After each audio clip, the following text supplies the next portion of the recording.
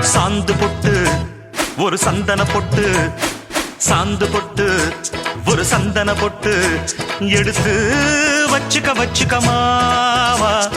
பூ முடிச்சு ஒரு சேலைய கட்டு, இனி நீ வெட்டிய கட்டிக்கலாமா.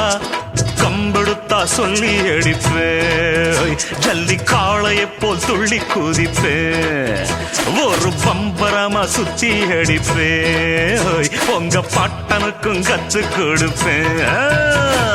சாந்து பொட்டு ஒரு சந்தன பொட்டு எடுத்து வச்சுக்க மாமா.